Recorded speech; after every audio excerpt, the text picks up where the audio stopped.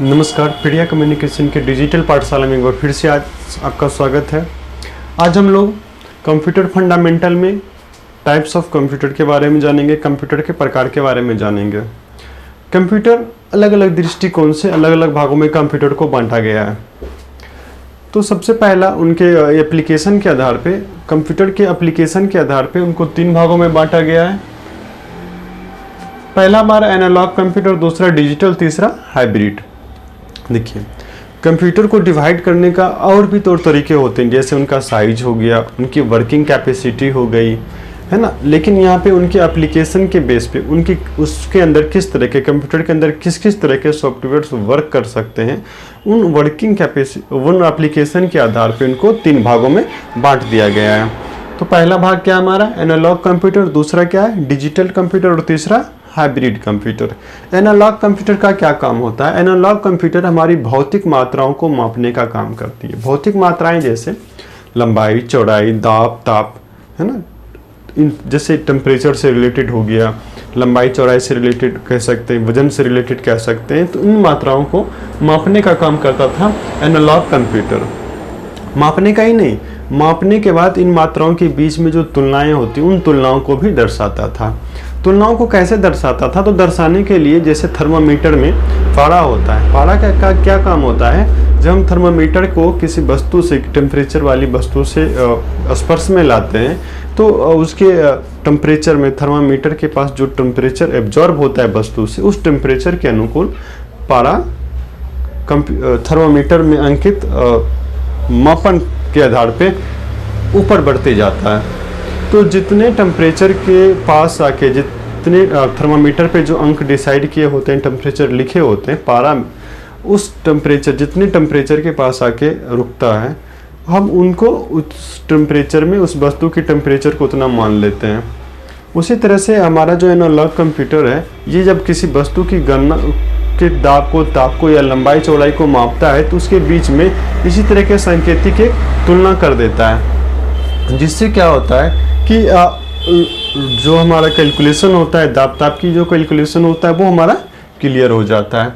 और इस तरह के कंप्यूटर का प्रयोग इंजीनियरिंग या वैज्ञानिक के क्षेत्रों में बहुत ही ज़्यादा किया जाता है, क्योंकि वहाँ पे कैलकुलेशन का वर्क बहुत ज़्यादा होता है। तो पहला हमारा एनालॉग क्या काम करता है? ये टेम्परेचर से संबंधित, लंबाई से संबंधित इन चीज़ों के मापन का काम करता है एनालॉग कंप्यूटर। दूसरा हमारा है डिजिटल कंप्यूटर। डिजिटल कंप्यूटर का क्या काम होता है? डिजिटल कंप्यूटर ये अंकों की गणना करता है। हमने आपको एनालॉग में बताया था थर्मामीटर की जैसे पारा उठता है, उसी तरह सांकेतिक गणना करता है। लेकिन डिजिटल कंप्यूटर क्या करता है?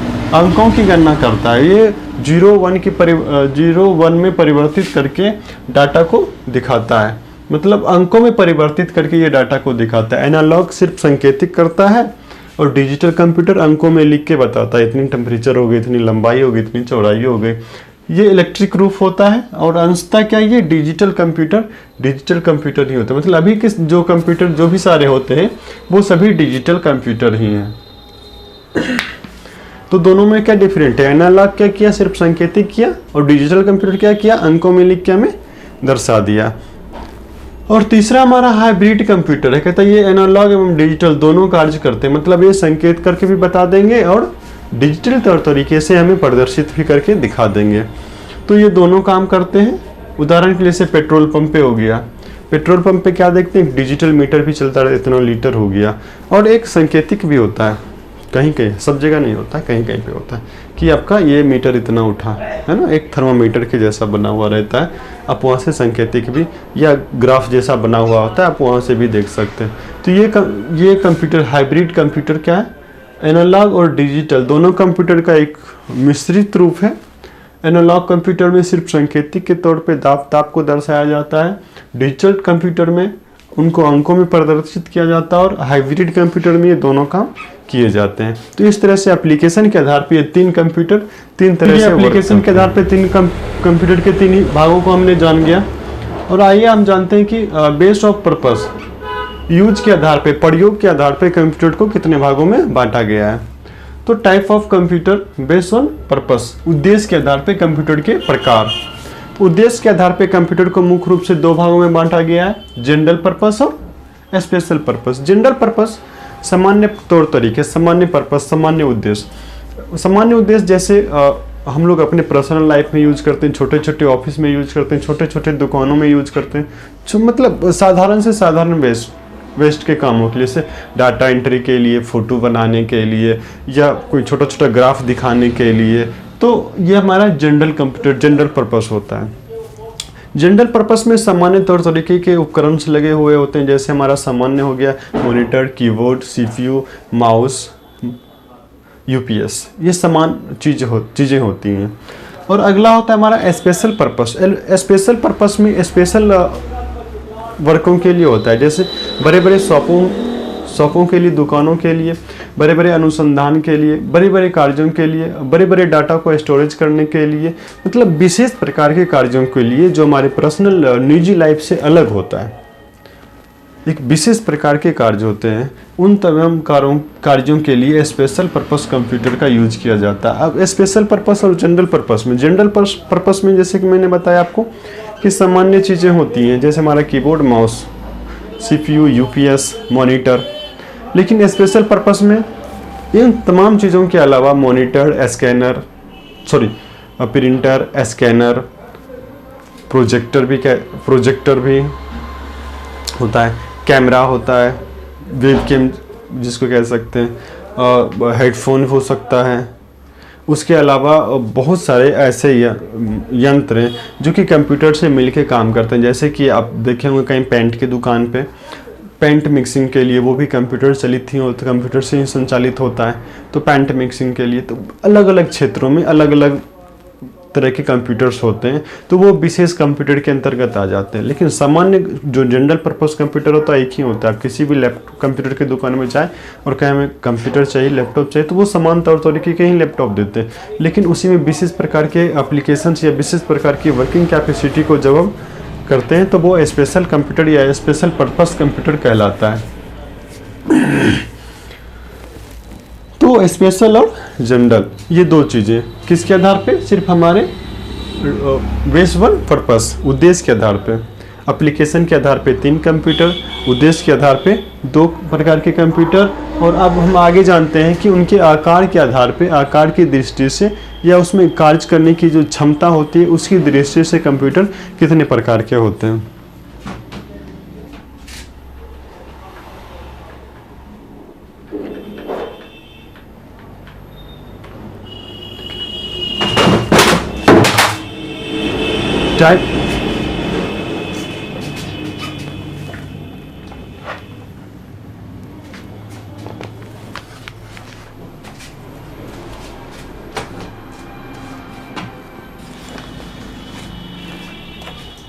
Type of computer based on size and work power. काम और उनके आकार की दृष्टि से कंप्यूटर के प्रकार। तो आकार एवं कार्य के आधार पर कंप्यूटर को निम्न 5 भागों में बांट दिया गया है। Micro computer, work station computer, mini computer, main frame computer और सुपर कंप्यूटर। ये 5 कंप्यूटर। वैसे जनरली आप कहीं भी पढ़ते हैं या आम भाषा में कहते हैं तो हमारा कंप्यूटर आकार की दृष्टि से मेन 3 प्रकार के कंप्यूटर होते हैं। हमारा डेस्कटॉप, लैपटॉप और पाम टॉप। ये 3 प्रकार के ही कंप्यूटर को हम लोग अपने निजी भाषा में कहिए, निजी लाइफ में इनका यूज में लाते हैं। लेकिन अभी आप देख रहे हैं कि यहाँ पे 5 प्रकार के कंप्यूटर को दर्शाया गया है। Micro computer, work station, mini, main frame और सुपर कंप्यूटर के बारे में। तो माइक्रो कंप्यूटर क्या होता है पहले इसको जान लेते हैं। माइक्रो जैसे कि आप नाम से ही देख रहे हैं, माइक्रो छोटा है ना। अब इतना छोटा भी नहीं, मतलब जो हमारा सामान्य कंप्यूटर है जानते हैं। यह कंप्यूटर आकार में छोटे होते हैं। इन कंप्यूटर का विकास 1970 के दशक में हुआ था और इन कंप्यूटर में माइक्रो प्रोसेसर का प्रयोग किया जाता है, इसीलिए इसे माइक्रो कंप्यूटर कहते हैं। माइक्रो प्रोसेसर, छोटे प्रोसेसर का यूज किया जाता है, इसलिए इसे माइक्रो कंप्यूटर कहते हैं। कहता है वजन में हल्का होता है और सस्ता भी होता है। माइक्रो कंप्यूटर के अंतर्गत कौन कौन से कंप्यूटर आते हैं? तो उसी माइक्रो कंप्यूटर के अंतर्गत कंप्यूटर को 5 भागों में डिवाइड कर दिया। हमारा desktop, laptop, palm top, notepad और टैबलेट। डेस्कटॉप जिसमें सामान्य मॉनिटर, कीबोर्ड, माउस, सीपीयू रहता है, डेस्कटॉप हो गया, लैपटॉप, इन सभी का कंबाइंड फोल्डेबल होता है। लैपटॉप हो गया, पाम टॉप, हथेली पे रखने वाला, लैपटॉप से बिल्कुल ही छोटा, टैबलेट के जैसा कीबोर्ड माउस अटैच उसमें लेकिन रहता है। नोटबुक लैपटॉप से छोटा होता है, कीबोर्ड माउस अटैच होता है। टैबलेट स्क्रीन टच होता है वो, और स्क्रीन टच होता है वो हमारे मोबाइल से थोड़ा सा बड़ा होता है। तो डेस्कटॉप आप देख रहे हैं यहाँ पे, डेस्कटॉप में ये डेस्कटॉप हमारा हो गया, ये इस तरह के लैपटॉप हो गए, ये हमारा पाम टॉप हो गया, इसमें सारा चीज इंक्लूड होता है। डेस्कटॉप में हम पावर अलग से देते हैं, उसमें बैटरी इंक्लूड नहीं होता है। लैपटॉप में बैटरी इंक्लूड होता है। ये नोटबुक में बैटरी इंक्लूड होता है, पाम टॉप में बैटरी इंक्लूड होता है, और हमारा जो टैबलेट होता है उसमें बैटरी इंक्लूड होता है, सारा चीज़ इंक्लूड होता है। सिर्फ डेस्कटॉप में अलग अलग होता है। और डेस्कटॉप के अलावा बाकी जो भी हमने देखा वो सभी चार्जेबल होता है। ये देखिए हमारा नोटबुक टैबलेट से छोटा है, हथेली पे भी रख के आप इसको चला सकते हैं, लैपटॉप गोद में रख के चला सकते हैं, उस तरह से टैबलेट होता है। तो ये माइक्रो कंप्यूटर के 5 हिस्से हो गए। अगला हमारा work station computer. Work station computer नाम से आप जानते हैं, वर्क स्टेशन, वर्किंग, काम करने वाला और काम करने की एरिया में रहने वाला कंप्यूटर कह सकते हैं वर्क स्टेशन कंप्यूटर। तो वैसा कंप्यूटर जो माइक्रो कंप्यूटर से पावर में ज़्यादा अधिक हो और छोटे छोटे व्यापारों में काम में लाया जाता हो। जो हमने अभी अब कुछ दिन पहले पढ़ा था कि स्पेशल पर्पस कंप्यूटर में छोटे छोटे दुकानों में, जैसे हम लोग क्या करते हैं अपने दुकानों में रखते हैं डाटा के लिए, बिलिंग के लिए, है ना। तो इन छोटे से माइक्रो कंप्यूटर से थोड़ा सा डिफरेंट, जिसमें थोड़ा सा कंपोनेंट्स माइक्रो कंप्यूटर के अलावा अधिक हो, तो वो हमारा हो जाता है वर्क स्टेशन कंप्यूटर। ये क्या होते हैं, महंगे होते हैं, इसकी कैपेसिटी हमारी जो माइक्रो कंप्यूटर होती है इससे ज़्यादा होता है। मिनी कंप्यूटर, मिनी कंप्यूटर क्या होता है, मिनी कंप्यूटर देखिए इस तरह के कंप्यूटर, ये मिनी कंप्यूटर। अब मिनी कंप्यूटर इसको इसलिए बोला जाता है कि मिनी में भी एक सुपर कंप्यूटर होता है, सुपर कंप्यूटर का छोटा हिस्सा हो जाता है हमारा मिनी कंप्यूटर। मिनी कंप्यूटर एक सर्वर का काम करता है, मतलब एक मैन कंप्यूटर होता है और उससे बहुत सारे छोटे छोटे कंप्यूटर्स जुड़े होते हैं। जो हमने अभी आपको पैंट मिक्सिंग वाला कंप्यूटर बताया तो वो भी एक मिनी कंप्यूटर का ही काम करता है। देखिए इस तरह का उसमें डिस्प्ले लगा हुआ रहता है और उसमें बहुत सारी मशीन्स जो उससे रिलेटेड होती है। आप कोई भी तरह के डिज़ाइन बनाने के लिए, कपड़े पे डिज़ाइन बनाने के लिए, हमारा किसी भी तरह के डिज़ाइन को बनाने के लिए बड़े बड़े फैक्ट्रियों में उनके मशीन पे कंप्यूटर लगा हुआ होता है जो कि स्क्रीन टच होता है या बटन, मतलब हम डेस्कटॉप के भी जैसा हो सकता है। उसमें विशेष प्रकार की कैपेसिटी, विशेष प्रकार की एप्लीकेशन होती है, तो वो हमारा इस तरह का मिनी कंप्यूटर होता है। अगला हमारा है super computer, main frame computer. Main frame computer क्या है, ये मिनी कंप्यूटर से थोड़ा सा अधिक बड़ा होता है और ये भी सर्वर का ही काम करता है। बहुत सारे मिनी कंप्यूटर को मिलाने के बाद एक मेन फ्रेम कंप्यूटर बनता है। यूँ कहे तो जैसे कि कंपनियों में बहुत सारी मशीन्स हैं, बहुत एक फैक्ट्री में बहुत सारी मशीन्स हैं, सभी मशीन्स पे अलग अलग कंप्यूटर्स लगे हुए हैं और उन सभी कंप्यूटर को जब एक कंप्यूटर के साथ जोड़ दिया जाता है, कनेक्ट कर दिया जाता है, तो जिसको एडमिन या मास्टर कंप्यूटर कहते हैं, वो हमारा होता है मेन फ्रेम कंप्यूटर। अगला हमारा होता है सुपर कंप्यूटर। सुपर कंप्यूटर क्या है, ये कंट्री लेवल का होता है, जो हाई लेवल के व्यक्ति होते हैं उनके लिए होता है, जैसे किसी विशेष अनुसंधान के लिए, विशेष वैज्ञानिक खोज के लिए, अंतरिक्ष यात्रा के लिए, युद्ध के लिए, पूरे देश की डाटा के लिए, दुनिया की डाटा के लिए ये सुपर कंप्यूटर होता है। इसमें देश दुनिया की तमाम चीज़ें एब्जॉर्ब करने के लिए, इकट्ठा करने के लिए इस तरह के कंप्यूटर का यूज किया जाता है। ये इनकी जो कैपेसिटी होती है, micro computer, main frame computer ऊपर जो भी आपने कंप्यूटर पढ़ा इनसे कई गुना ज़्यादा होती है और ये पूरे देश की, पूरे इकोनॉमी की ये डाटा को एब्जॉर्ब रखने के लिए काफ़ी पर्याप्त होता है। तो आज हमने कंप्यूटर के 3 तरह की बातों को जाना, उनके आकार की दृष्टि से उनका प्रकार, उनकी उद्देश्य की दृष्टि से उनका प्रकार और उनके एप्लीकेशन के आधार पे। तो ये तीनों चीज़ें अलग अलग कंप्यूटर के बारे में हमने जाना। आज का क्लास बस इतना ही। जय हिंद।